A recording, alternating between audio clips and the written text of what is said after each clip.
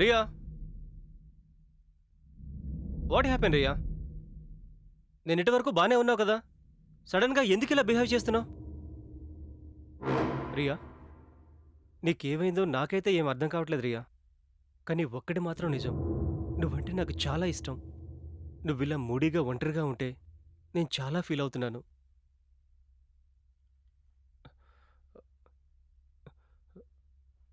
మ్మ్. అదేంటి?